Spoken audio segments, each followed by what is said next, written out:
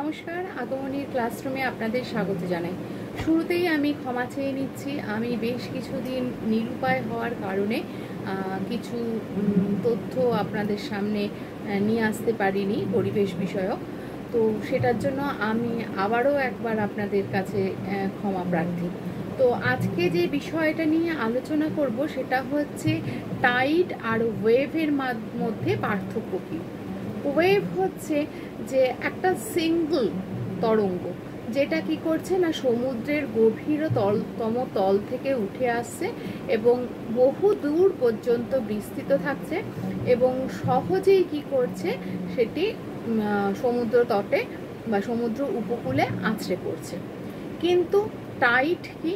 Tide হচ্ছে যে এটা অনেকটা বড়, অনেকটা জটিল তরঙ্গ এবং সেটি কি করছে না পুরো সমুদ্রের বেশ খানিকটা অংশ জুড়ে অবস্থান করে। এক্ষেত্রে মাধ্যাকর্ষণ শক্তি কাজ করে এবং এটি সমুদ্র উপকূলে যখন আছড়ে এসে পড়ে, হ্যাঁ, তখন কি হচ্ছে সেটি একটি বৃহৎ আকার ধারণ করে এবং এর সাথে আমরা জানি যে চন্দ্রের যে গমন, সেই গমনটাও অনেকাংশে একে প্রভাবিত করে। এছাড়া কি হচ্ছে, এছাড়া হচ্ছে যে ওয়েভের মধ্যে যে কারেন্ট, সেটার তীব্রতাটা অত বেশি থাকে না যত বেশি কিন্তু টাইডের ক্ষেত্রে দেখা যায়।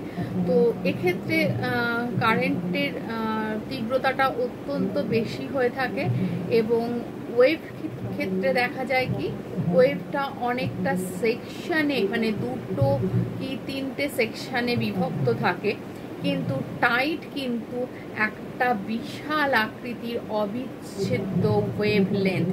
তো আজকে ছিল এইটা টাইড আর ওয়েভের পার্থক্য। এছাড়াও একটা ইনফরমেশন আপনাদের শেয়ার করি যে ওয়েভ মূলত কিন্তু দু রকমের হয়। একটা হচ্ছে লঙ্গিটিউডিনাল ওয়েভ আর একটা হচ্ছে ট্রান্সভার্স ওয়েভ। ট্রান্সভার্স ওয়েভ হচ্ছে যেমন ধরুন ওই উপরিতল থেকে একটু তরঙ্গ দৈর্ঘ্য সৃষ্টি হলো ছোটোখাটো, হ্যাঁ, একটু ওপর নিচ সমুদ্রের মধ্যে থাকলো, সেটা হচ্ছে ট্রান্সভার্স। আর লঙ্গিটিউডিনালটা কি হচ্ছে না সেটা কিন্তু একটু তুলনামূলকভাবে জটিল, সমুদ্রের গভীর থেকে সৃষ্টি হয় এবং এক্ষেত্রে কিন্তু মাধ্যম একটা গুরুত্বপূর্ণ ভূমিকা পালন করে। তো আজকের এই বিষয়টা যদি আপনাদের ভালো লেগে থাকে লাইক, কমেন্ট, শেয়ার করবেন আর অবশ্যই আমার চ্যানেলটা সাবস্ক্রাইব করবেন আরও কিছু ইনফরমেশান জানার জন্য। এবং আশা করব আমি যে আপনাদের আমি কোনোভাবেই আশাহত হতে দেব না। তো আরও একবার আপনাদের কাছে ক্ষমা চেয়ে আজকে এইটুকুই রাখলাম। নমস্কার।